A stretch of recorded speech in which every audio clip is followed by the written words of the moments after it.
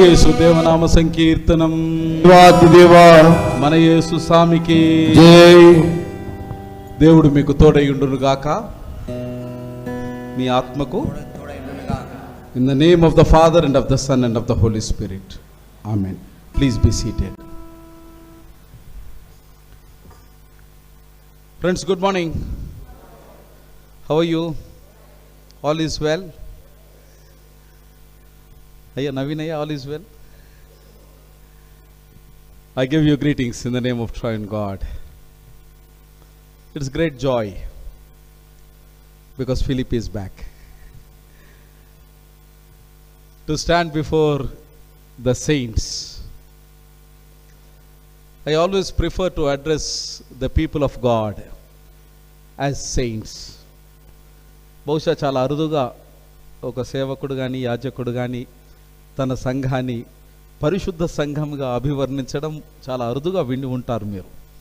కేవలం పరిశుద్ధుడైన పౌలు మాత్రమే ఈ పదాన్ని పదే పదే పదే పదే పదే పదే పదే పదే పదే ప్రయోగిస్తాడు.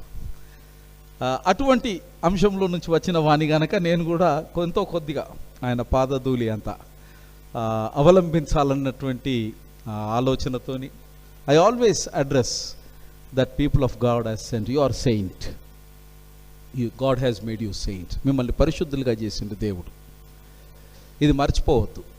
యేసుక్రీస్తు యొక్క ప్రశస్త రక్తంలో ప్రక్షాళనము గావించబడిన అనంతరం మనం పరిశుద్ధులం.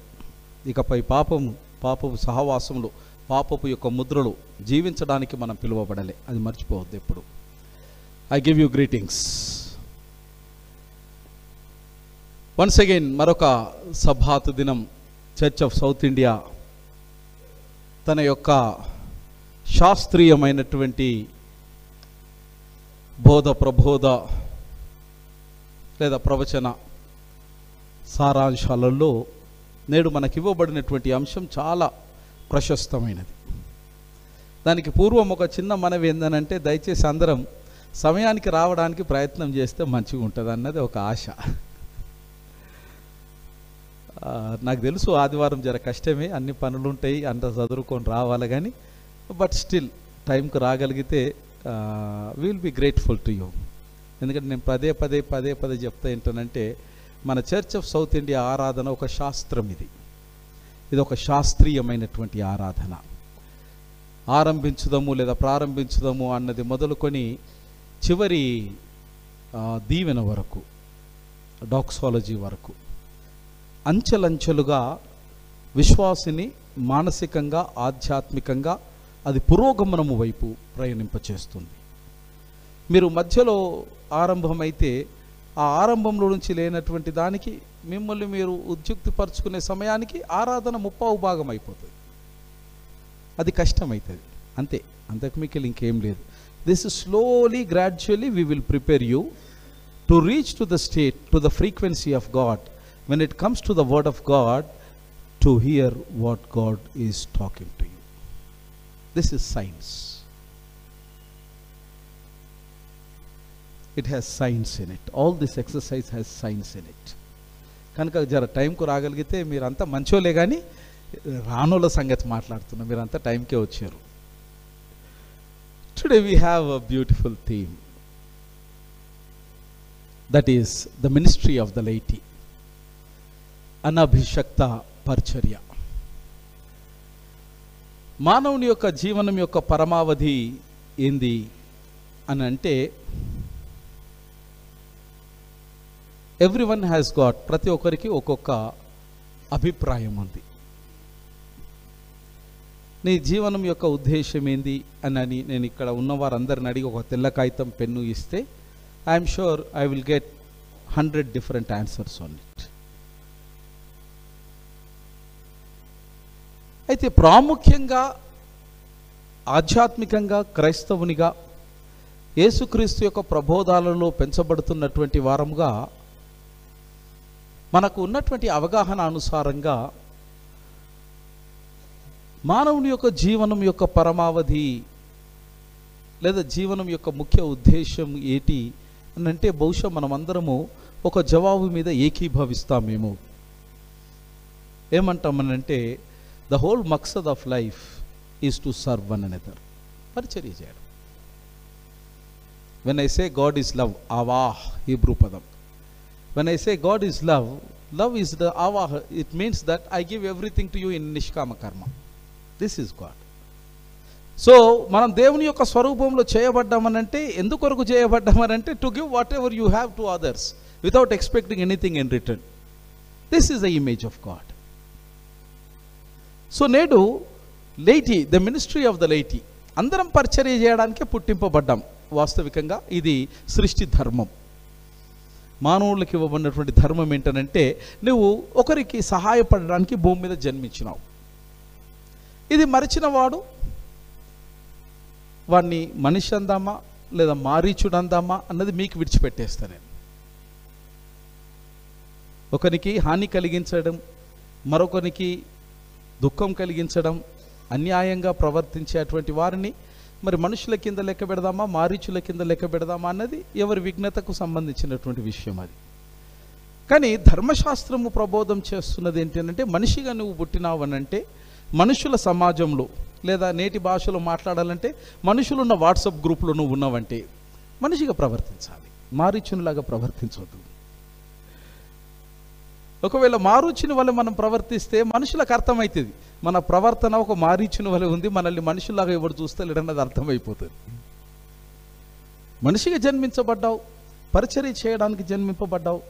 అయిన కాడికి పరిచర్య చెయ్యి, అయిన కాడికి పరిరక్షణ చెయ్యి, అంతేగాని పరేషాన్ చెయ్యకోకోలేదు. The laity, ministry of the laity. క్రైస్తవ ధర్మంలో పరిచర్య అనేది ప్రాణప్రదము లాంటిది మన విశ్వాసానికి. ఇందులో రెండు ప్రాముఖ్యమైనటువంటి వర్గీకరణలుగా మనం చూస్తాం. ఒకటి ఏంటంటే యాజక పరిచర్య, ఇంకొక పరిచర్య యాజకేతర పరిచర్య లేదా అనభిషక్త పరిచర్య లేదా అభిషక్తమైన పరిచర్య. ఈ రెండు పరిచర్య విభాగాలను పరిశుద్ధ గ్రంథంలో మనం ఆదికాండం నుంచి ప్రకటన గ్రంథం వరకు చాలా క్షుణ్ణంగా దేవదేవుడు ఆయా కాలాలను బట్టి, ఆయా స్థితులను బట్టి తన యొక్క ప్రత్యక్షత పరిచర్యలను ఆయన మనకు ప్రబోధం చేస్తూ ఉన్నాడు. అయితే కాలక్రమేణా ఈ రెండు పరిచర్యల మధ్యలో కొంత వైషమ్యం లేదా కొంత అవగాహన రాహిత్యాన్ని మనం తరతరాలుగా యుగాలుగా చూస్తూనే ఉన్నాం. నేడు మనకివ్వబడినటువంటి అంశం దేవుడు చల్లగా చూసి, దేవుని యొక్క పవిత్రాత్మ మన మధ్యలో ఉన్నది గనక ఆయన మనందరితో కూడా మాట్లాడతాడని విశ్వసిస్తూ, ఈ అవగాహన యాజకేతర లేదా అనభిషక్త పరిచర్యను గూర్చినటువంటి అవగాహనను క్షుణ్ణంగా మనం ధ్యానం చేసే ప్రయత్నం చేద్దాం. వీటికి పూర్వం ఏంటంటే యాజక లేదా అభిషక్త పరిచర్య, అనభిషక్త పరిచర్య, ఈ రెండు పరిచర్యలు కూడా దేవుని చేత నిర్ణయించబడినవి, నిర్దేశించబడినవి. ఇది మర్చిపోవద్దు. Whether you are the clergy, whether you are laymen, you are called by God, full stop. ఇది మరవద్దు. ఈ సమయానికి నేను ఇక్కడ నిలబడ్డా కేవలం నన్నే దేవుడు పిలిచిండని ఒకవేళ ఎవరమైనా, నాకు నేను అనుకున్నా నేను బుద్ధి లేని వాడిని. ఎందుకంటే నన్ను పిలిచినటువంటి భగవంతుడు మిమ్మల్ని కూడా ఈ క్షణానికి ఇక్కడ పిలిచి ఒకే దగ్గర మనల్ని కూర్చోబెట్టినాడు గనక దేవుడు మిమ్మల్ని పిలిచినాడు, దేవుడు నన్ను పిలిచినాడు, ఫుల్ స్టాప్. పిలుపులో ఏ తారతమ్యము లేదు, ఏ వ్యత్యాసము లేదు, కానీ పిలుపులో వైవిధ్యం ఉంది. ఇది గ్రహించాల్సింది. పిలుపులో, దేవుని యొక్క పిలుపులో వ్యత్యాసము లేదు, దేవుని యొక్క పిలుపులో వైవిధ్యం ఉంది. కారణం ఏంటంటే విశ్వాసము ఒక్కటే, విధాత కూడా ఒక్కడే. ఈ వైవిధ్యభరితమైనటువంటి ఐక్యత ద్వారానే దేవదేవుడు తన సంకల్పాన్ని భూమి మీద పూర్ణము చేయగలడు. ఇది రెండవ సత్యం. ఈ నాలుగు గోడలంతా మట్టుకు I might be specialist or a champion, but when I go out, నాలుగు గోడలు దాటిన తర్వాత మీరున్నటువంటి పనిలో, మీ ప్రొఫెషన్లో యు ఆర్ ఛాంపియన్. నేను వచ్చేసి అక్కడ నా యొక్క ఆధిపత్యాన్ని ప్రదర్శించే ప్రయత్నం చేయకూడదు, చెయ్యజాలదు. చేస్తే మీరు ఒప్పుకోరు. డాక్టర్ గారి దగ్గరికి పోయి నాసుంటాడు, నేను కూడా డాక్టర్ అని చెప్పేసి ఆయన ప్రిస్క్రిప్షన్ గుంజి నేను మందులు రాస్తా, లేకపోతే నేను చెప్పిన మందులు రాయి అంటే ఏమవుతుంది? ఏమవుతుంది? రవీంద్ర అన్న చెప్పు. ఆపరేషన్ సక్సెస్, పేషెంట్ ఇది అవుతుంది end of the day. It happens with every one and any one. ఒకరి యొక్క ప్రవేశం కలిగినటువంటి ప్రవిష్టలో మరొకరు ప్రవేశం లేని వారు ప్రవేశించడం నిషిద్ధం. Don't enter. When it is my realm, allow me to do it. When it is your kingdom, I should allow you to do it. మనం ఇరువురము కలిసి మనము పిలువబడినటువంటి పిలుపులో ఏ వ్యత్యాసము, హెచ్చు తగ్గులు, తారతమ్యాలు లేవని గ్రహించి నీవు పిలువబడినటువంటి పిలుపును నేను గౌరవిస్తూ, నేను పిలువబడినటువంటి పిలుపును మీరు గౌరవించిన నాడే పైనున్న భగవంతుడు గౌరవించబడతాడు. This is the logic. అన్ఫార్చునేట్గా ఏందనంటే మనకు తెలియని ప్రతి దాంట్లో మనం అంటే మనం కాదులే, వేరేళ్ళ సంగతి మాట్లాడుతున్నా. మనం ఏం చేస్తాం అన్న, ఆగస్టు ఏం చేస్తాం? ఉన్న కాడ ఉండం, అన్నీ నాకే తెలుసు, నాకు తప్ప ఇంకెవరికి. There begins the crisis. అంతే, అంతకు మిగిలి ఇంకేం లేదు. నీవేమిటో నువ్వు గ్రహించిన నాడు నువ్వు సమాధానంగా బ్రతకగలుగుతావు. God has called you and He has set boundaries for you. అది మర్చిపోవద్దు. I have my own boundaries. You have your own boundaries. We need to respect one another boundaries. అందుకే trespass is an offense అనేదో చెప్తా రాసి పెడతారు కదా. Unauthorized trespass is are punished. Illegal trespass, unauthorized trespass are punished. అన్న prosecuted కూడా అబ్బా అన్న ఇంకా దూరం వెళ్ళిపోయింది నాకంటే. This is what is happening. We are experts in our own field, but we are laymen in other fields.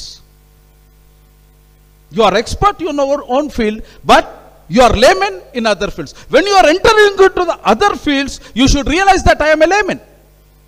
I cannot act smart. If you act smart, then people will realize. అందుకే అన్న నేను, అప్పుడు ప్రజలు మిమ్మల్ని మనుషులుగా లెక్కించరు, మారీచుల వల్ల లెక్కిస్తారు.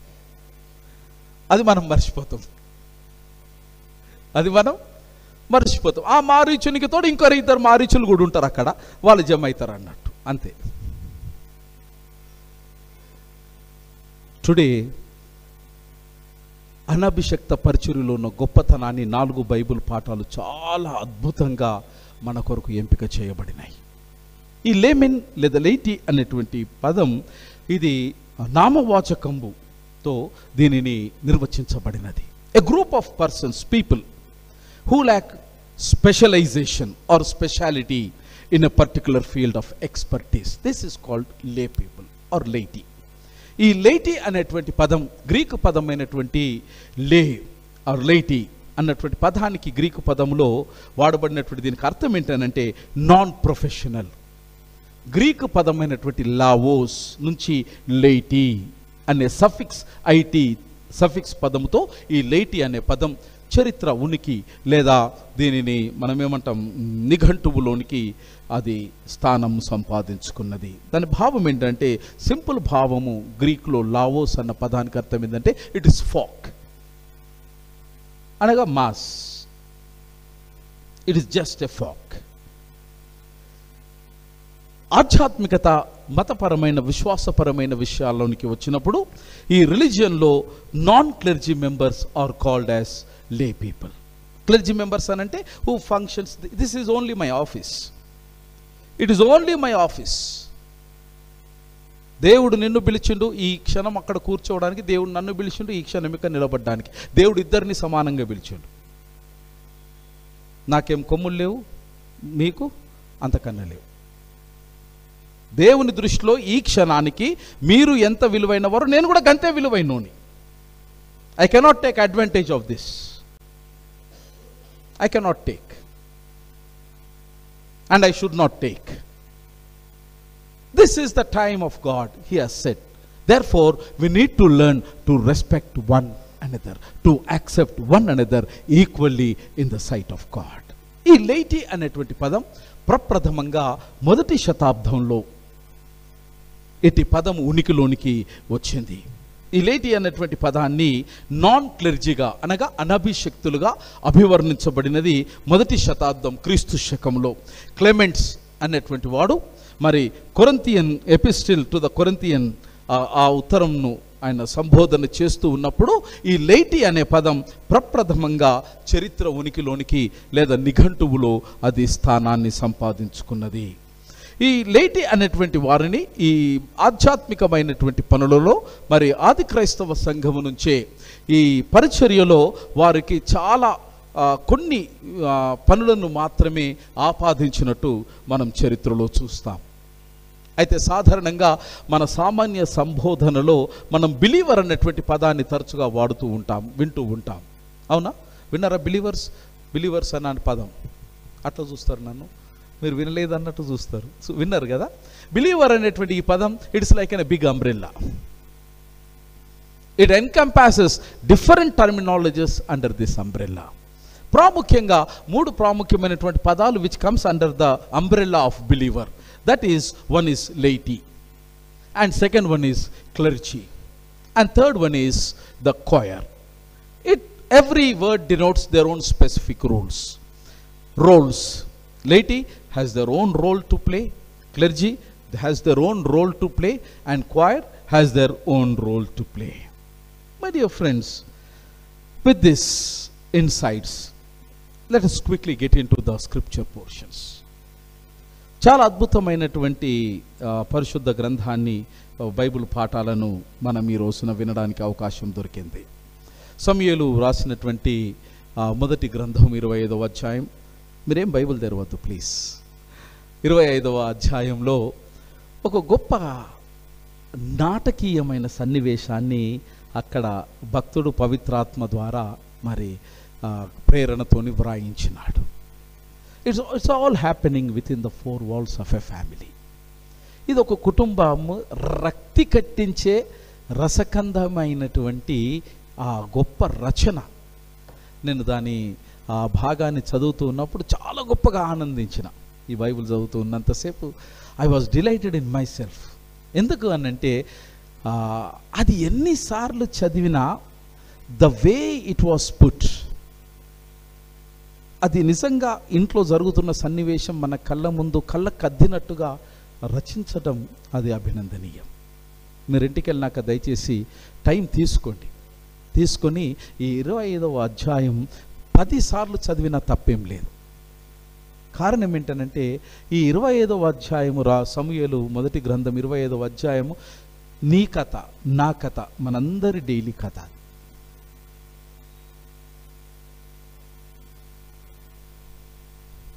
It is happening with every family under the clouds.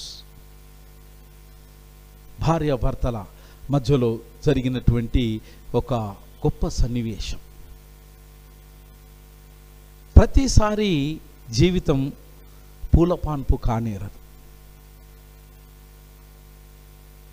కష్టాలు కడలిగా కదిలి వచ్చినప్పుడు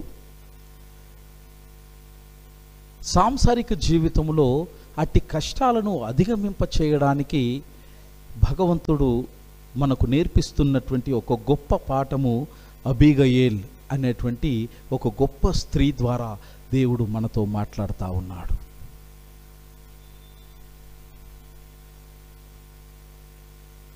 ఈ బైబిల్ రాయబడినటువంటి ఈ కాలంలో యూదా ఇశ్రాయేలు జనాంగంలో ఆ కాలంలో స్త్రీ ద్వితీయ శ్రేణి పౌరురాలుగా పరిగణించబడుతుండే. స్త్రీని ఎప్పుడు ప్రధానమైన సమానమైనటువంటి స్థానం ఇచ్చినటువంటి దాఖలాలు లేవు ఇశ్రాయేలు జనాంగంలో. స్త్రీని అసలు మనిషిగానే లెక్క చేయలే. సమానమైన స్థాయి పక్కన పెడదాం. అసలు స్త్రీ అనేటిది ఒక మనిషి అని, ఆమెకు కూడా ఒక మనస్సు ఉందని, ఆమెకు కొన్ని అభిప్రాయాలు ఉంటాయని, ఆమెకు కొన్ని విలువలు ఉంటాయని, ఆమెకు కొన్ని దర్శనాలు ఉంటాయని, కళలు ఉంటాయని. ఉన్నావా అంటే ఉన్నావు, తిన్నావా అంటే తిన్నావు, పడుండు అంటే పడుండు. This was the role of a woman in those days.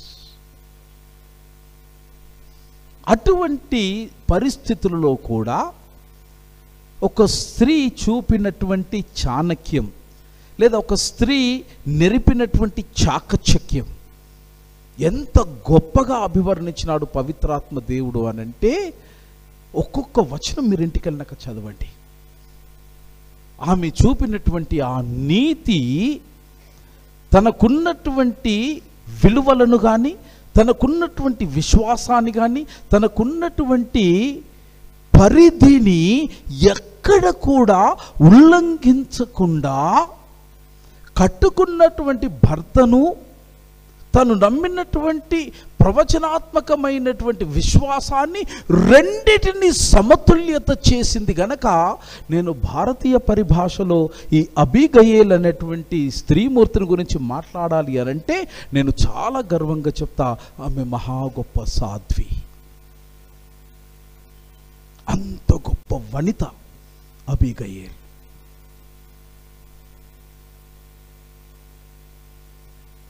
ప్రతిరోజు మన ఇంట్లో సాంసారిక జీవితంలో పొందుతున్నటువంటి ఒడిదుడుకులను కళ్ళ కద్దినట్టు భక్తుడు 25వ అధ్యాయంలో రాసినాడు. అబీగయేలు జీవితం మనకు ఎన్ని గొప్ప సత్యాలు నేర్పిస్తుంది అనంటే, Abigail in the Bible represents the unseen side of injustice. Abigail అనే పేరు వినగానే మనకు కావాల్సినటువంటిది మొట్టమొదటి తలంపు ఏంటంటే ఇన్జస్టిస్. ఇన్జస్టిస్ అంటే ఏమంటాం తెలుగులో? అన్యాయం. రెండవది, Abigail in the Bible represents the unseen of inequality. Abigail in the Bible represents the unseen of unfair treatment. There is injustice, there is inequality, there is unfair treatment within the four walls or the family life Abigail and Nabal's family, Mrs. and Mr. Nabal. ఈ కుటుంబంలో ఈ మూడు తాండవిస్తూ ఉన్నాయి. In the context of this great reality, how to overcome it? This is a major problem for every one of us. Injustice has become part of life. Injustice at home. మనం కన్నా నలుగురు పిల్లలకు మనం పూర్ణమైన న్యాయం చేస్తున్నామని అనుకుంటున్నాం. బట్ పిల్లలు చెప్పాలా మనకు, I'm getting absolute justice at my home. మనం అనుకుంటే సరిపోదు, పిల్లలు చెప్పాలా, మా అమ్మ నాయన నాకు న్యాయం చేసిండ్రు అని. Then you are a hero. Injustice is happening at home at the grassroots level. Injustice is happening at your workplace. మీరు పని చేస్తున్నటువంటి సంస్థలో మీకు అన్యాయం జరుగుతలేదా? It is happening with you. Injustice is happening at the church. Injustice is happening anywhere you go.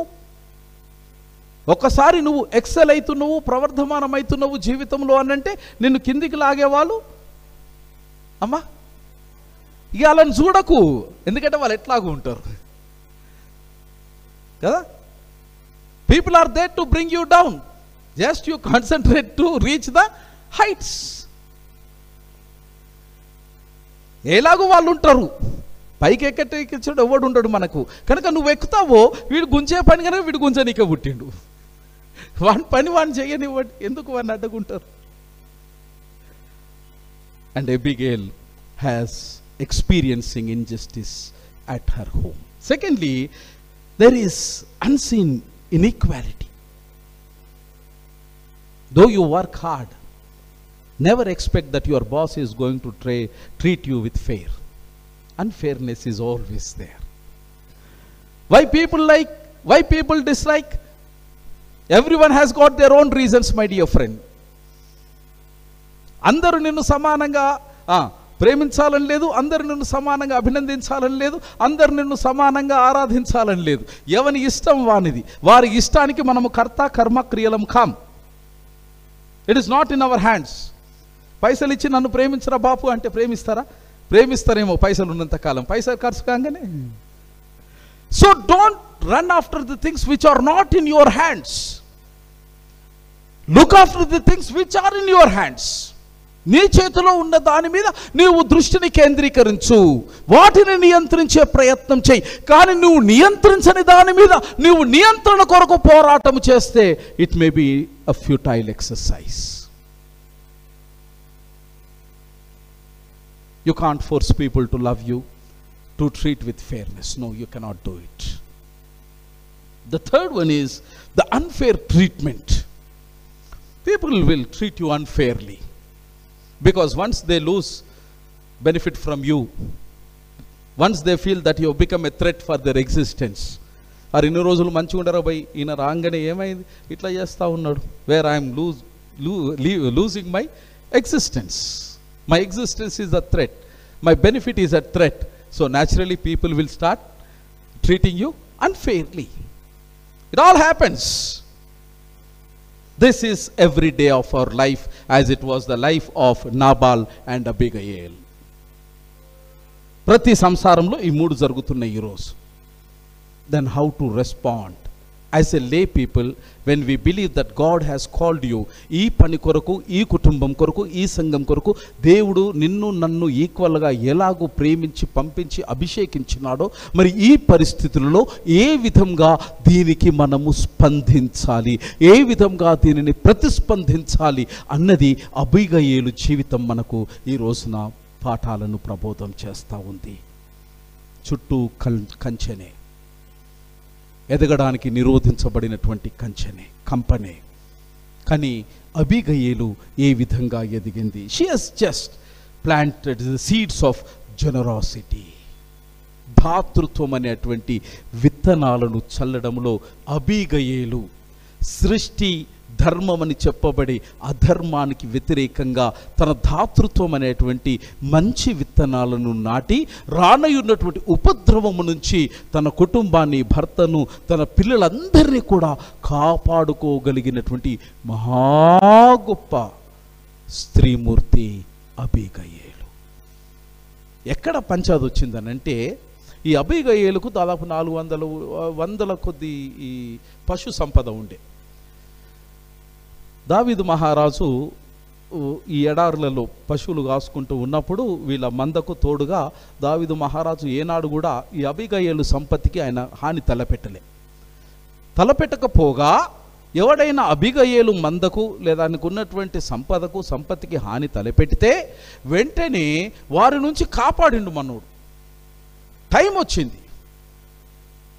చూడండి, time is very powerful. అందుకే నేను చెప్తా, time and tide will never wait for anyone. నేను ఎప్పుడు ఈ మాట సుధీతో కూడా చెప్తా, time and tide will never wait for anyone. అప్పటి వరకు బలవంతునిగున్న దావీదు ఒక దినం ఎంత వచ్చిందనంటే, ఒకరి ముందు చెయ్యి చాచి యాచించే పరిస్థితి వచ్చింది. వెంటనే దావీదు మహారాజుకు వెలిగినటువంటి తొలి నేస్తం, నమ్మకము కలిగినటువంటి సహాయకుడు ఎవరు అనంటే నాబాల్. కారణం ఏంటంటే, ఇన్ని సంవత్సరాలు వీనికి నేను నిష్కామ కర్మగా వీని మందను కాపాడినా, వీని సంపత్తిని కాపాడినా గనక ఈ అవసరాలలో వాడు నాకు సహాయకుడై ఉండనేరకపోతాడా అని భావించి చాలా నమ్మకంతో మనుషులను పంపించిండు నాబాల్ దగ్గరికి. పోయి, సరే బాబు, పండగ వస్తున్నది, మరి మనకు బట్టలు లేవు, తిండి లేదు, ఎందుకంటే అడవిలో అరణ్యవాసం చేస్తూ ఉన్నాం, మనోడు ఉన్నాడు పోరా అంటే వెంటనే నాబాల్ అన్నాడు, కోనైతు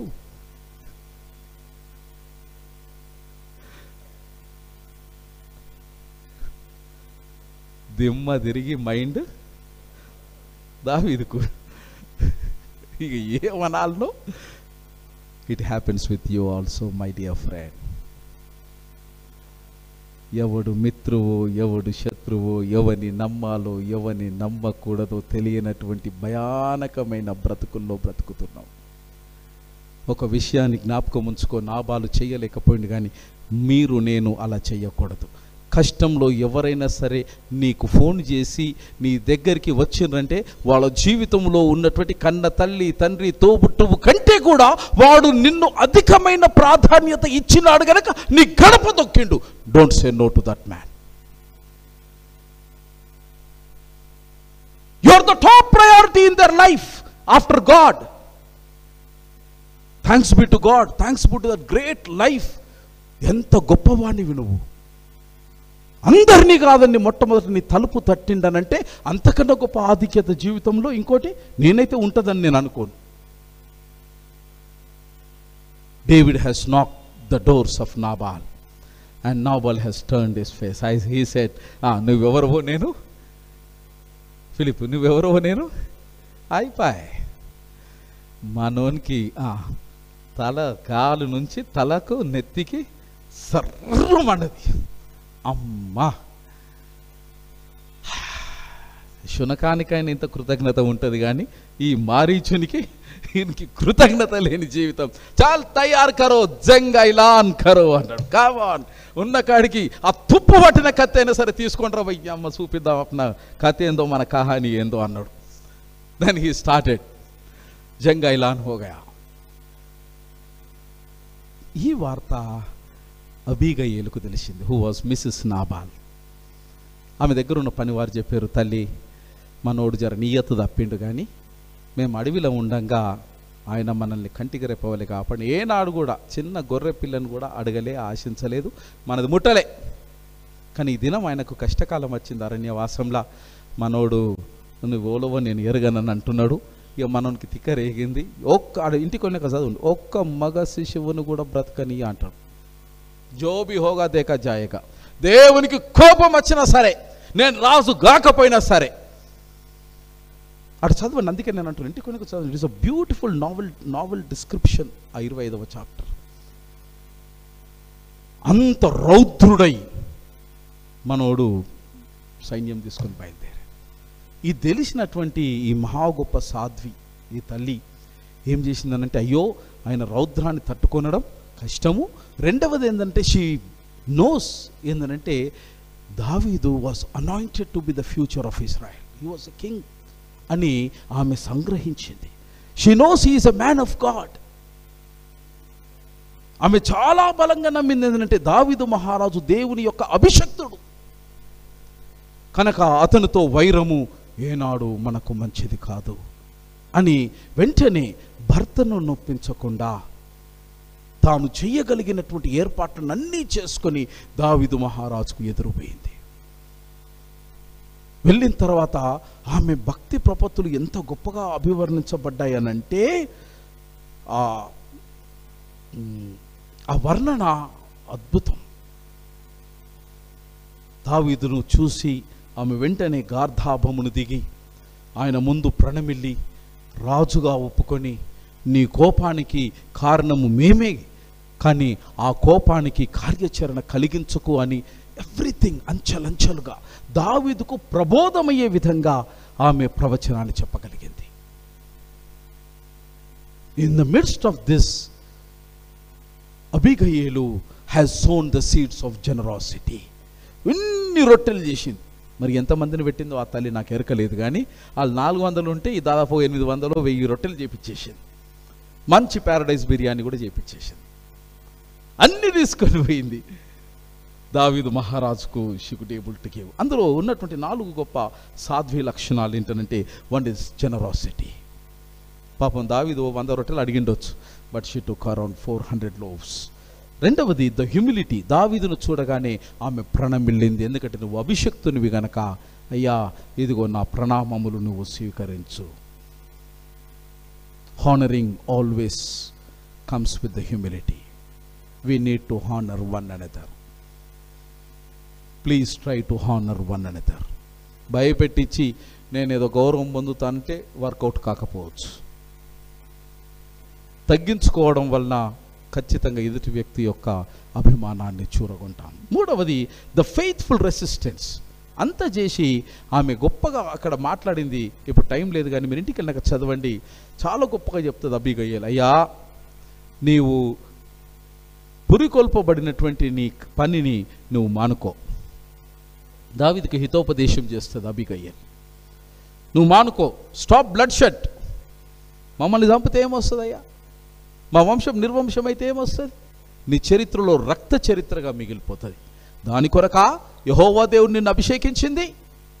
నాకు తెలుసు ఈ రాజ్యానికి నీవు రాజుగా దేవుడు నిన్ను అభిషేకించినాడు. దాని మీద కేంద్రీకరించు. నువ్వు నీ చరిత్ర రక్తసిద్ధం కావడం నాకు ఇష్టం లేదు, ఇది దేవుని అభిష్టం కూడా కాదు అని ఒక సామాన్యమైన స్త్రీ అభిషక్తుడైన దావీదుకు హితోపదేశం చేసింది. See the beauty. And equally దావీదు మహారాజు కూడా ఇటు హితోపదేశానికి ఆయన గౌరవించినాడు. ఆయన గౌరవించి ఎక్కడ కూడా ఆయన అబీగయేలు మాటలను ఆయన తిరస్కరించలేదు. She does all this without disparaging or discrediting her husband. ఎక్కడ కూడా ఈ మొత్తం కార్యంలో అబీగయేలు తన భర్తకున్న గౌరవాన్ని ఎక్కడ కూడా భంగము వాటియ్యలేదు. This is a beauty. This is how the family should run. Abigail గురించి కొన్ని వర్షన్స్లో, మనమైతే అన్పార్లమెంటరీ వర్డ్ అంటాం కానీ కొన్ని వర్షన్స్లో అట్లా అభివర్ణించబడ్డది. మీరు ఇంటికి వెళ్ళక చదవండి కొన్ని వర్షన్స్. అబీగయేలు అంటే futile fellow, fit for nothing fellow ఆ పదానికి అర్థం. మన భాషలో చెప్పాలంటే useless fellow Abigail. Not Abigail, Nabal, I'm sorry. Nabal అని అంటే futile fellow, useless fellow, fit for nothing fellow. వాడు పేరును సార్థకం చేసుకున్నాడు.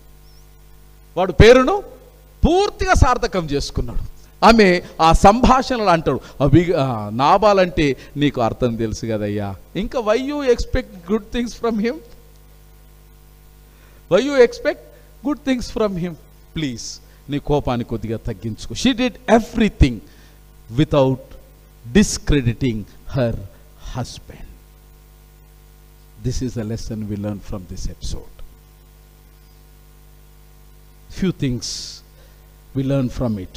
How to treat those who walk for us. మన కష్టాలలో మనతో నిలబడ్డ వారి పట్ల ఎలా ప్రవర్తించాలనో 25వ అధ్యాయం మనకు నేర్పిస్తుంది. రెండవది, how to leave trials in God's hand to deal with his manner and times. Allow God to work in the time of trial. He will do it in his own style. He will do it. కొద్దిగా ఓపిక పట్టండి, దేవుడి చేతికి అప్పగేయండి. దేవుడు మీకు మేలుకరమైన క్షేమకరమైన విధంగానే దేవుడు ప్రతి కష్టాన్ని ఆయన తీరుస్తాడు.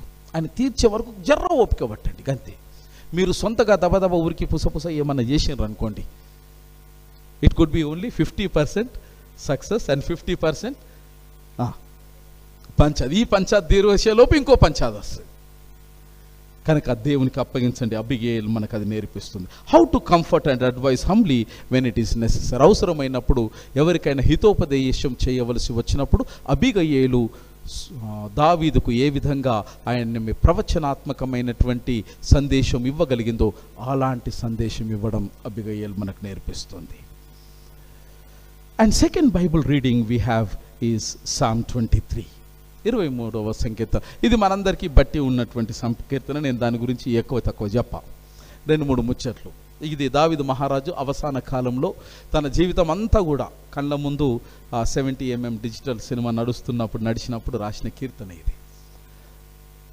తానే ఒక గొర్రెగా అభివర్ణించుకొని దేవుడు తల్లి గర్భం నుంచి మొదలుకొని every stage David was dejected. అది మరవద్దు.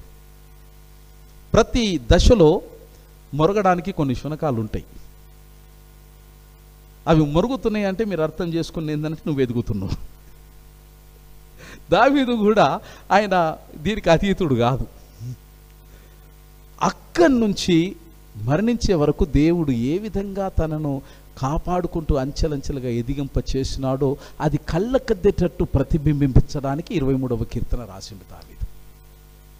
అలా ఎంతో గొప్పగా మాట్లాడతాడనంటే, a good shepherd, God is our shepherd, he says a provision. 23వ సంకీర్తనలో మనకు నేర్పిన పదం ఏంటంటే, he provides everything, everything on its time, everything on its time. He provides it, he just provides it, trust it. ఆయన దావీదే కాదు, నేను కూడా నిలబడి చెప్తున్నా, ఇంకా సజీవంగా బ్రతుకున్నా. ఈ రోజు వరకు దేవుడు is providing everything for me. Everything. I only depend on God. అక్షరార్థంగా I depend on God. Literally my friends, take my word, I just depend on him. He provides it, full stop. Second one is the peace, సమాధానం. I have rest from the very journey. Our journey is not a bed of roses. అందరికీ మీ ప్రయాణాలలో ముళ్ళ కంపలు ఉన్నాయి, నాకు తెలుసు. అందరి మీ ప్రయాణాలలో గాయాలు ఉన్నాయి, అన్ని మీ ప్రయాణాలలో భయాలు ఉన్నాయి, అన్ని మీ ప్రయాణాలలో భ్రాంతులు ఉన్నాయి, అన్ని మీ ప్రయాణాలలో అనిశ్చితి ఉన్నది, అన్ని మీ ప్రయాణాలలో మీ గుండెలు ముక్కలైనవి, నాకు తెలుసు. We are walking in that way. దురదృష్టం ఏందనంటే మనకున్న బాధను ఇడిసబెట్టేస్తాం, పక్కనోనికి బాధ కలిగించే ప్రయత్నం చేస్తాం.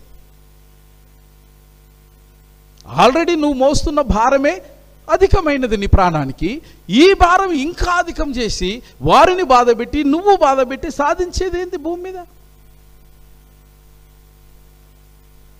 చెప్పండి, ఏం సాధిస్తాం? మానవుని యొక్క యాటిట్యూడ్ ఎట్లానంటే, నా సొంటుడు ఒకడు భగవంతుని ప్రసన్నం చేసుకోనికి తపస్సు చేసింది.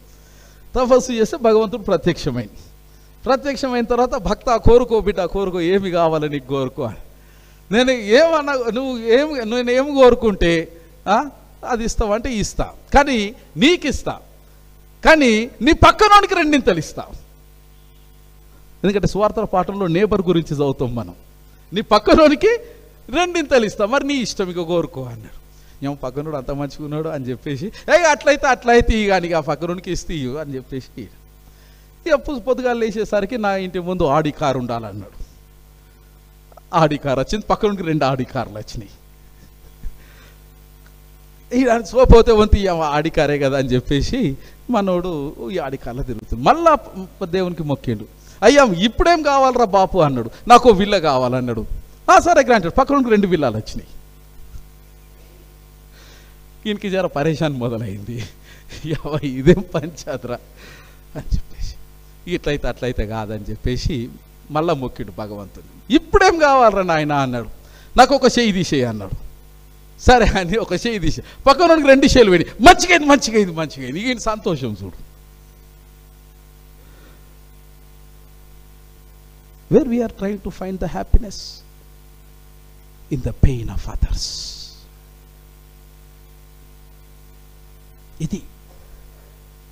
ఇది మన బ్రతుకు. పక్కనోడు బాధపడితే సంతోషించడానికి అలవాటు పడ్డ బ్రతుకులు మనవి.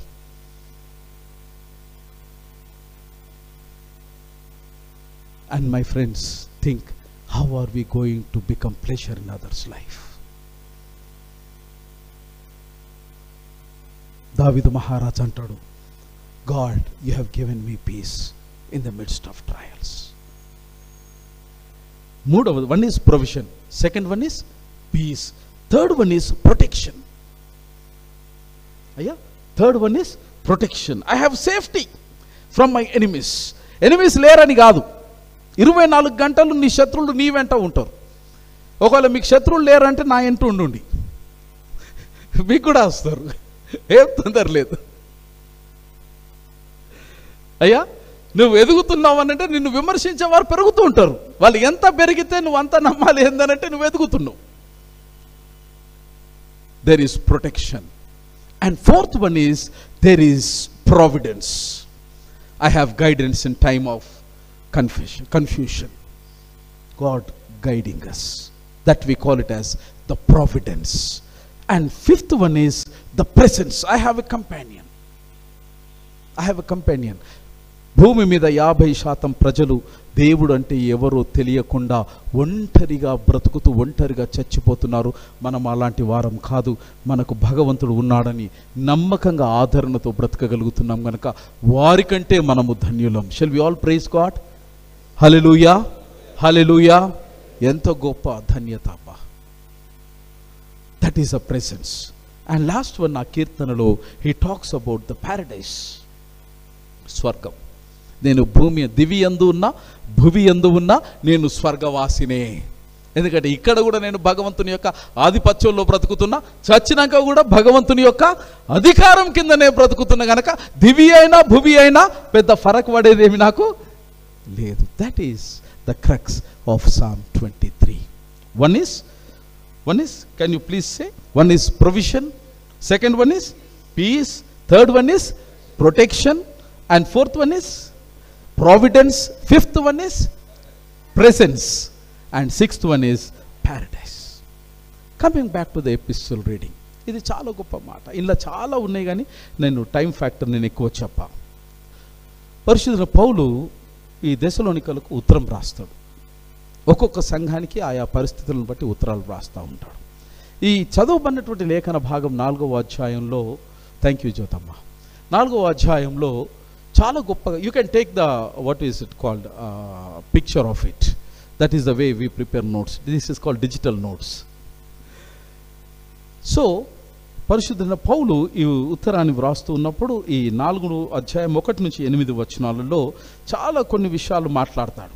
మొదటిది ఏంటంటే serve God by being sexually pure. This is the content or contention of the 4th chapter.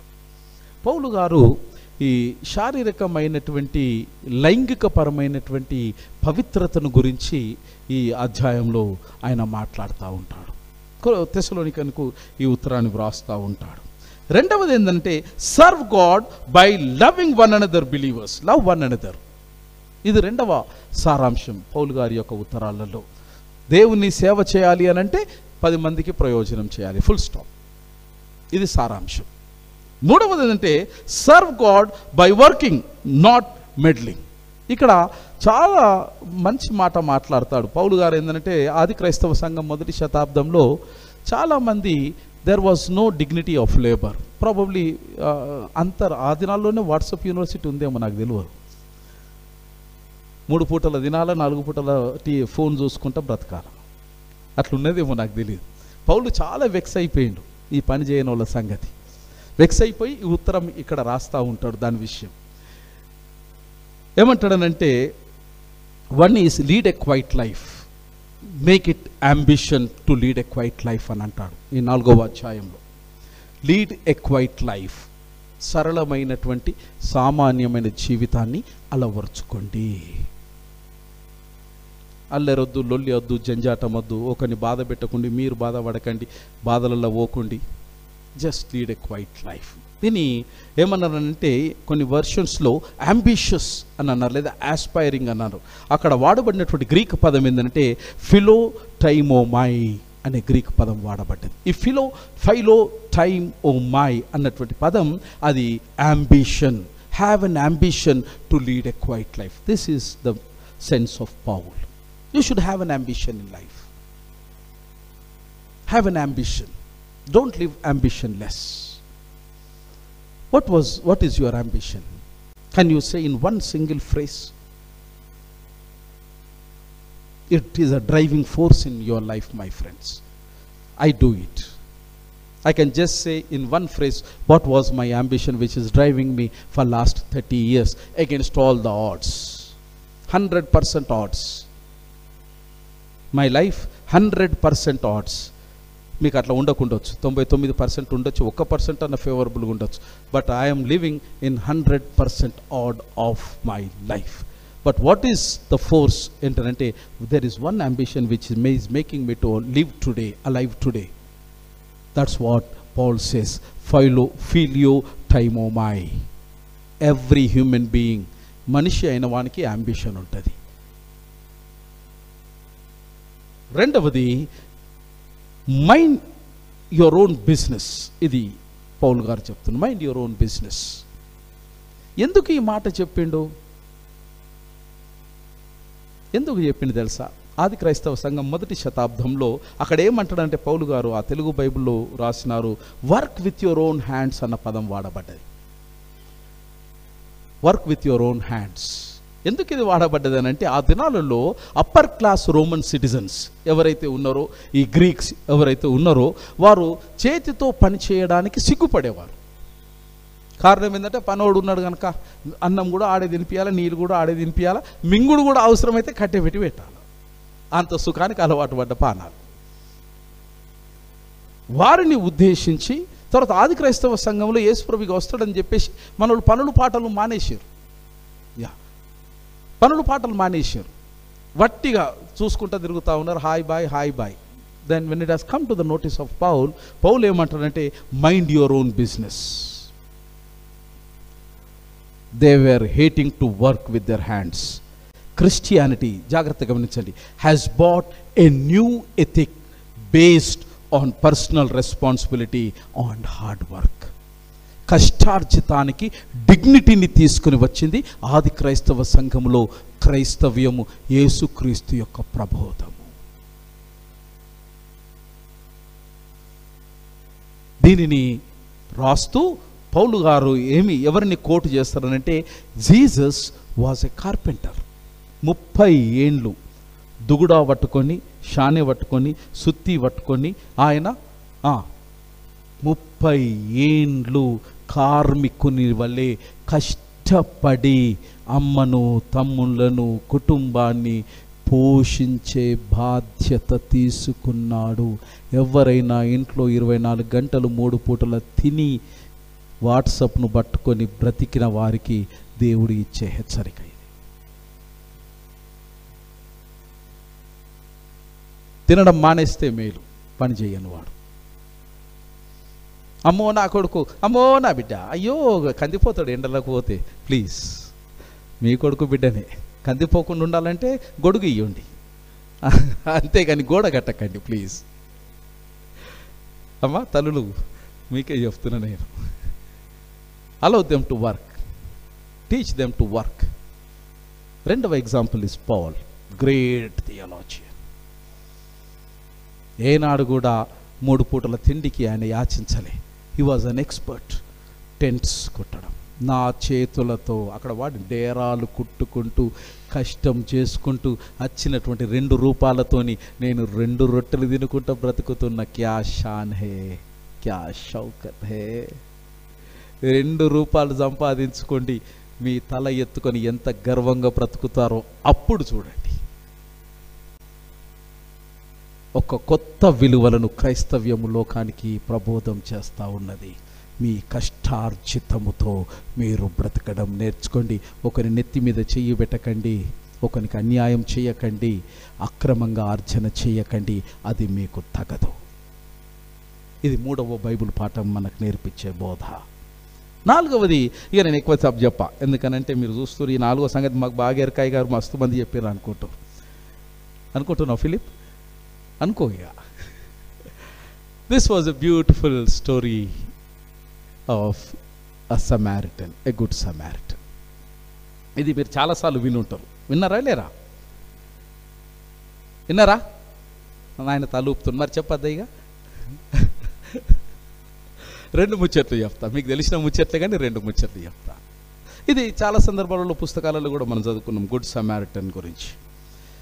In those days, I am talking about the 1st century AD, there was a growing tension in Luke's gospel between our Savior and religious establishment of Islam. యేసుక్రీస్తు ప్రభుల వారు జీవిస్తున్నటువంటి కాలంలో, according to the writer of Saint Luke's gospel,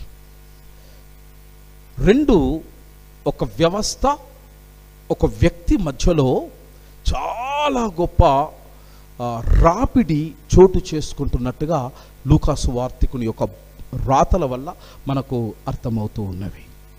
అయితే ఇటు వ్యవస్థకు సమాంతరమైన సమూలమైనటువంటి ఒక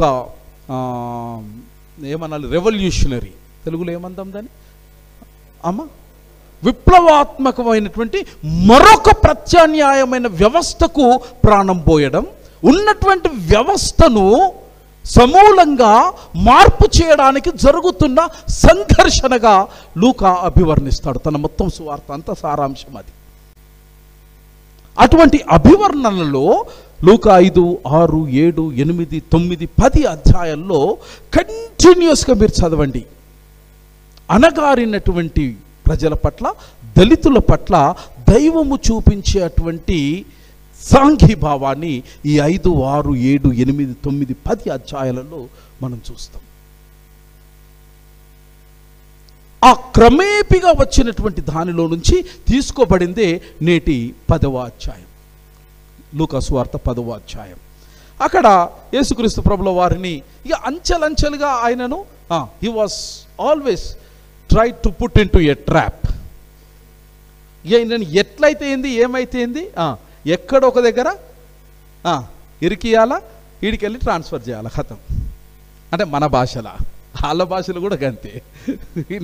24 గంటలు ఇక అదే పన్నట్టు, వేరే మిషన్ లేదు. ఇక ఆ పార్ట్ ఆఫ్ దట్ మిషన్లో ఈ సంఘటన జరిగింది. లూకా సువార్త 10వ అధ్యాయం. ఇక వీళ్ళు అనుకున్నారు, అరే ఇక మనతో అయితలేదు రా భయ్, మన తెలివి ఏడా వర్కౌట్ అయితలేదు కనుక let us send a champion. Philip లాంటి ఒకళ్ళు అట్టాకట్ట ఉండి జర జ్ఞానం ఉండి పంపించారే, పోరా పోయి నువ్వు ఇరకాటంలో పెట్టు, మేము పక్కన ఉంటాం, మేమంతా హాయ్ హాయ్ జై జై అంటాం. ఇక మనోడు పోయిండు, రబుని ఎస్ బాస్ టెల్ మీ అని ఉంటుంది, ఎస్ బ్రో అని ఉంటాడు, ఎస్ బ్రో నాకు తెలియదు, లేదా డ్యూడ్ అన్నాడు నాకు తెలియదు, యా డ్యూడ్ అనగానే యు ఆర్ గ్రేట్ రబ్బుని అన్నాడు మనోడు 56. ఆయన కూడా మనిషే కదా, గ్రేట్ అనగానే నన్ను కూడా గ్రేట్ అనగానే ఇట్లా అనుకుంటాను నేను, కానీ తర్వాత పుసుకున్న పిన్ను పొడుస్తారని మర్చిపోతా. And Jesus was talking, he said అరే మనం ఒకటే, నీది నాది తినాలి, నేను యూదుని, మోషే అక్షరార్థంగా everything is going good with me. Then అడిగిండు, దెన్ ఏం కావాలరా బాపు నీకు అన్నారు. అయ్యా పరలోకం చేరాలంటే ఏదన్నా ఒక చిన్న ఉపదేశం చేస్తావా అన్నాను. ఉస్మే క్యా బాత్ హై, మన మోషే ఇచ్చిండు కదా ఫార్ములా, ఏది షమ డ్యూట్రానమీ 6, నీ దేవుడని యెహోవా తప్ప ఇంకొక నీ కూడా నిన్ను వల్ల నీ పొరుగు అని ప్రేమించు. అబ్బా మిల్గా ఇంత ఈజీగా నువ్వు బయటలోకి వస్తావని నేను అనుకోలే, నువ్వు ఏదో గ్రేట్ అనుకుంటే నిజమే గ్రేట్ అనుకున్నా నేను. కానీ then that fellow has asked who is my neighbour, who is my neighbour. పక్కనోని గురించి చెప్తే రాళ్లతో కొడతారు, మనోడే నేబర్ అని అంటే ఆళ్ళు కొడతారు. ఇది సమాజ మందిరంలో జరుగుతున్నటువంటిది, మార్కెట్ ప్లేస్.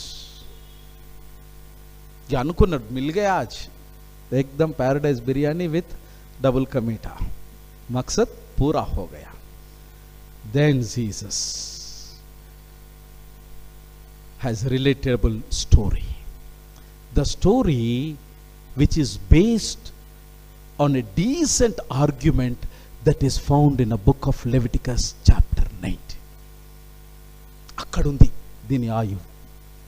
ఏదైతే ఈ స్టోరీ లూకా 10వ అధ్యాయంలో చెప్పిండో దీని యొక్క ఉనికి లేవియ కాండము 19వ అధ్యాయంలో మోషే భక్తుడు ఇచ్చినటువంటి దానిని ఆధారం చేసుకుని ఈ కథను యేసుక్రీస్తు ప్రభుల వారు వానికి బోధ చేసినారు.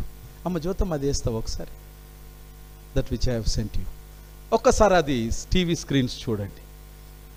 ఎ బ్యూటిఫుల్ జర్నీ ఈస్ హ్యాపెనింగ్. యేసు ప్రభు చెప్తా ఉన్నాడు. ఏమైందనంటే ఒకడు బాటసారి, పాపం వాడు బహుదూరపు బాటసారి. A fellow who has started his journey from Jerusalem to Jericho, from Jerusalem to Jericho. ఈ జెరూసలేం అనేటువంటిది చాలా పుణ్యక్షేత్రము, అన్ని గొప్పవి ఉన్నాయి. భౌగోళికంగా ఆ జెరూసలేం ఏదైతే మీరు అక్కడ టాప్లో చూస్తున్నారో అది సముద్ర మట్టానికి 25,000 ఫీట్ల ఎత్తులో ఉంది. జెరూసలేం ఎంత ఉందమ్మా? సముద్ర మట్టానికి 25,000 ఫీట్ల ఎత్తులో ఉన్నది. ఈ జెరూసలేం నుంచి జెరికోకు, కింద జెరికో ఉంచుండ డబ్బ లాంటి ప్రదేశాన్ని, అక్కడ అది జెరికో. అక్కడికి 18 మైళ్ళ దూరం, లేదా 18 కోసులు అంటాం. ప్రకాశాన్ని అంతే అంటామా? 18 కోసులు లేదా 18 మైళ్ళు, కిలోమీటర్లు ఇక మీరే చెప్పాలి లెక్కేసి. ఈ 18 మైళ్ళ ప్రయాణానికి వీడు బయలుదేరింది. రెండవది ఏంటనంటే ఈ జెరికో ఏదైతే ఉన్నదో, అక్కడ డబ్బ లాంటి ప్రదేశం ఏదైతే ఉన్నదో ఇది సముద్ర మట్టానికి 800 ఫీట్లు దిగువలో ఉంది. జెరూసలేమేమో 25,000 ఫీట్ల ఎగువలో ఉంది. జెరికో సముద్ర మట్టానికి 800 ఫీట్ల దిగువలో ఉంది. దీనిని ఇక్కడ ఈ జెరికో అనేటువంటి ఈ ప్రాంతంలో ఇది చాలా రకములైనటువంటి ఖర్జూరపు వనం దొరుకుతుండే, ఇసుక దొరుకుతుండే. దాని తర్వాత డెలిషియస్ డేట్స్, మంచి ఖర్జూరాలు కూడా అక్కడ దొరుకుతూ ఉండే. అయితే సాధారణంగా ప్రతి వీకెండ్కు ప్రజలు ఈ జెరూసలేం నుంచి ఫ్రమ్ జెరికో నుంచి జెరూసలేంకు లేదా జెరూసలేం నుంచి ఈ జెరికోకు వీరు ప్రయాణము సాగించేవారు ఆ దినాలలో. ఈ జెరికో అనేటువంటి ప్రాంతం ఏదైతే ఉందో, జెరూసలేం టు జెరికో అనేటువంటి ఈ ప్రాంతానికి దానికి ఒక నిక్ నేమ్ ఉండేది, దట్ ఈస్ ద బ్లడీ వే. ఆ ప్రాంతం యొక్క పేరు, ఆ త్రోవ ఏదైతే కనబడుతుందో యెరూషలేం నుంచి యెరికో వరకు ఏదైతే కనబడుతుందో దాన్ని ఏమని పిలిచేవారు అంటే బ్లడీ వే అని పిలిచేవారు. కారణం ఏంటనంటే అక్కడ ఉన్నటువంటి దోచుకోవడం, హత్యలు చేయడం, ధనాన్ని దోచుకోవడం, రాబరీస్, ఇవన్నీ కూడా ఆ మార్గములో సర్వసామాన్యమైనటువంటి అంశాలు. That is the reason it was called Jerusalem. Sorry, Jericho. I'm sorry, it was a Jericho. నన్ను చూడండి, ఇక మీరు నన్ను చూస్తలేరు, టీవీనే చూస్తారు. ఈ ప్రాంతంలో జరిగిన ఒక సంఘటనను యేసుక్రీస్తు ప్రభుల వారు లేవియ కాండం 19వ అధ్యాయంను ఉటంకిస్తూ ఈ the so called self righteous fellow వాని ద్వారా మనకు ఈ రోజున ఈ ప్రబోధాన్ని చేస్తున్నాడు. మార్గంలో వెళ్తా ఉన్నాడు, ఒకడు బందిపోట్లతో గురైనాడు, గాయపరచబడ్డాడు. అక్కడ ఎవరిని ఉటంకిస్తున్నాడు అనంటే ఒక సమరయుని గురించినటువంటి ప్రస్తావన యేసుక్రీస్తు ప్రభుల వారు చేస్తూ ఉన్నారు. ఎవరయ్యా ఈ సమరయులు అనంటే కాలక్రమంలో కాలం విధికి బలి అయినటువంటి వారు అని చెప్పక తప్పదు. ఎందుకంటే బబులోను చెరలో పట్టబడిన తర్వాత వీరు తిరిగి యెరూషలేముకు రానొల్లనటువంటి వారు. స్వార్థమే అనుకోనండి, ఇంకేదో అనుకోండి, ఆయా కారణాలను బట్టి తిరిగి యెరూషలేముకు రాలేకుండా బబులోను చెర తర్వాత అక్కడ ఉన్నటువంటి ప్రజలతో వివాహ సంబంధంలో వారు జతపరచబడి అక్కడ ఉన్నటువంటి పద్ధతులను అవలంబించుకున్నవారు కనుక యూదులు ఏం చేసినారంటే వీరు కల్తీ అయిపోయినరు, వీళ్ళు మా రక్తానికి, మా జాతికి, మా విశ్వాసానికి చెందని వారు అని వారి పట్ల చిన్న చూపు చూడడం ప్రారంభించారు. Those are called Samaritans. అంటే మన భాషలో చెప్పాలనంటే ఒక దళితుడు. వీరి పట్ల వివక్ష యూదులు చూపడం ఆరంభం. ఎంతవరకు వివక్ష అంటే దళితులు అనేటువంటి ముట్టద్దు పట్టద్దు, ముడితే ముట్టుడవుతుంది, పడితే ముట్టుడవుతుంది, వాడు గాలి తీసుకుంటే కూడా అపవిత్రమైనది. అటువంటిది మన బతుకులాగెట్లనో సమరయుని బ్రతుకు కూడా. అందుకే యేసుక్రీస్తు ప్రభుల వారు వారిని ఉదాహరణలు తీసుకున్నారు. They have no space in rebuilding Jerusalem and temple. దేవాలయం రెండవసారి పునర్నిర్మాణం అయినప్పుడు ఈ సమరయులకు వాటా ఇవ్వలేదు, ఆహ్వానం ఇవ్వలేదు. మీరు ముట్టద్రవై రాయి ముట్టద్దు, అపవిత్రమైతే దేవుడు అపవిత్రమవుతుంది అని చెప్పినారు. వెంటనే వీళ్ళు ఏం చేశారంటే they have set another mount called Mount Gerizim. అక్కడ వాళ్ళు దేవాలయం కట్టుకున్నారు, వాళ్ళ యొక్క విశ్వాసపరమైన వ్యవస్థను వారు చేసుకున్నారు. ఇంతవరకు మరి సమరయులు మంచోళ్ళు అందామా జరసేపటికి? సరే, యూదులు యేసుప్రభుని తిరస్కరించారు, పోనీ సమరయులు మరి మంచోళ్ళు అని అనుకుందామా? ఏమన్నారు? మీతో ఏమన్నా పంచాదాయ్ గారు అన్నట్టున్నది. ఇప్పుడు వీళ్ళేం శుద్ధ పూసలు కాదు. యేసుక్రీస్తు ప్రభుల వారు జీవన పరిచర్య చేస్తూ ఉన్నప్పుడు 9వ అధ్యాయంలో మీరు చూడండి, యోహాను సువార్తలో, ఈవెన్ సమరియన్స్ హ్యావ్ రిజెక్టెడ్ జీసస్. కారణం ఏంటంటే నువ్వు యూదుడవని ఆయనకు నిలువ నీడ ఇవ్వకుండా అర్ధరాత్రిలో కొట్టేశారు. పాపం ఇటు యూదుడు చేరనీయలేదు ఆయనను, సమరయుడు రెండిటికి చెడిన రేవడి వలె ఒంటరి పోరాటం చేసిన వాడు యేసు. ఇటు సమరయుడు అక్కడ జరుగుతున్నటువంటి ఆ తతంగం అంతట్లో కూడా ఎవరో గాయపరచబడ్డారు. గాయపరచబడిన తర్వాత ఒక లేవీయుడు పోయిండు. లేవీయుడు పోయిన తర్వాత ఏమైంది అయ్యా? ఏమైంది? నాకేం పట్టింది లేరా పోయి అమ్మాయి, రోజు అయ్యపోయే తతంగం, ఎఫ్ఐఆర్ అవుతుంది, పోలీసు వాళ్ళు వస్తారు, వాళ్ళు చూసుకుంటారు, అంబులెన్స్ వస్తుంది, ఆడు తీసుకుపోతాడు, నాకేం చేసేదని మనోడు వెళ్ళిపోయింది. And every one has done it. But here is a man who was moved with his compassion and he has taken up the task. That's where Jesus loved it. I'm going to close it now. Everything happens, same scenario happens in our day-to-day life with these incidents. Here we are to call to become a good Samaritan, not అందుకే good Samaritan అంటది Bible, not Samaritan. మంచి సమరయుడు లేదా సమరయుడు అని సంబోధించవచ్చు, కానీ మంచి సమరయుడిని ఎందుకు సంబోధించిందంటే ఈ దిగువ కారణాల వల్ల మంచి సమరయుణ్ణి సంబోధించింది. First thing, he open his eyes, he step closer so that he could see the need. ఆడ పడిపోయి ఉన్నాడు, కన్ను తిప్పుకొని పోలేదు, వాని కళ్ళల్లోకి కళ్ళు పెట్టి చూడడానికి ఈయన సాహసం చేసిండు. రెప్పగొడుతున్నాడా, బతుకున్నాడా, బతికిలేడా అని ఒక్క అడుగు, ఎవడు వేయలే, ఒక్క అడుగు వేసిండు. ఆ ఒక్క అడుగు జీవితాన్ని మార్చేసింది. ఒకే ఒక అడుగు.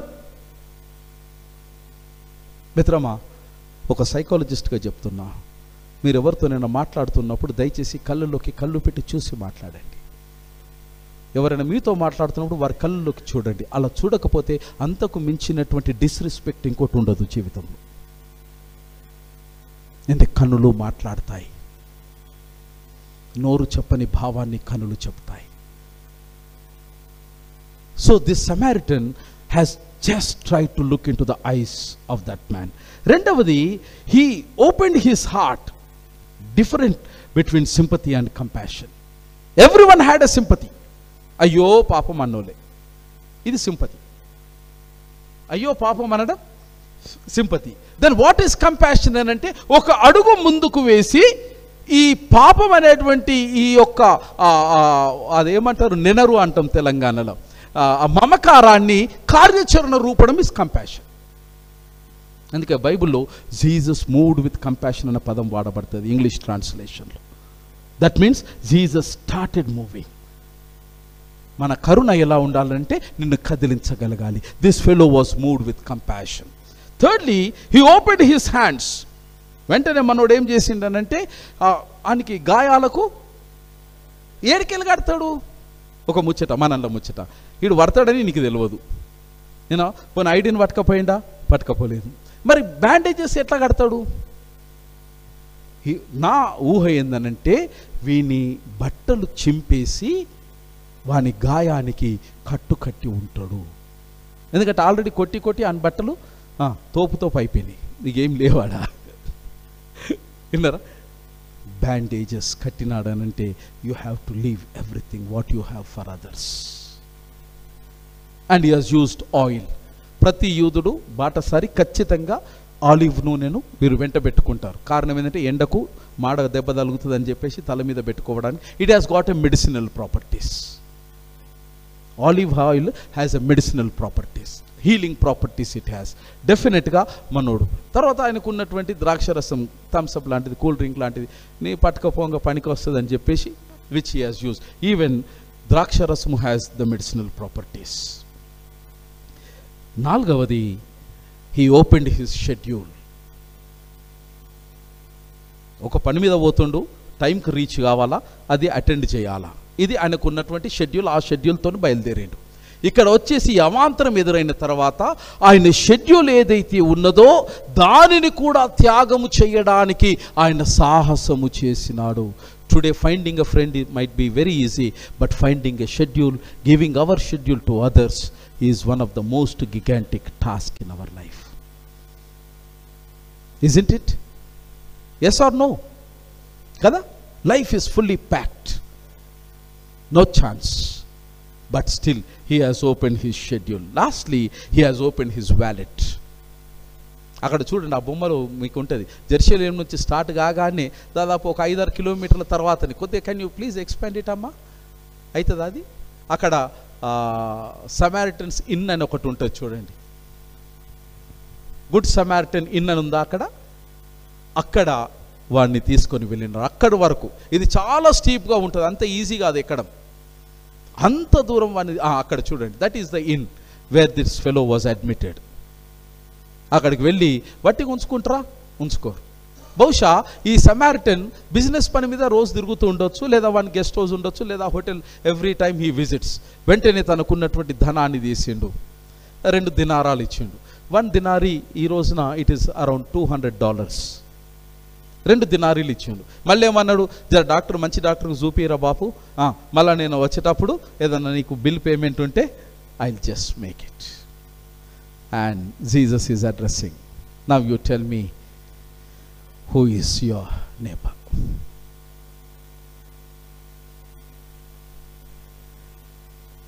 Here is a place where Levites have failed in their duty. A layman, a lay person was given, equipped the opportunity. This is laity and this is clergy. It doesn't mean that we need to succeed in everything. In the place where we couldn't, God has equally equipped you to fulfill that responsibility. We are not foes, we are friends. Our mission is a joint venture. Lay and the clergy are the joint venture. We need to walk together. to fulfill the mission and vision of Christ on this earth. This is the laity ministry. I close it here with summarizing that God has chosen you. Number one, God has called you for a purpose. Number two, there is no difference between laity and clergy. We are equal in the sight of God. Number three, fourth one, honor your ministry, your place where God has placed you. At the same time, honor the other person where God has placed them. అలాంటి కృప త్రియేక దేవుడు మీకు నాకు మనకు దయచేయును గాక.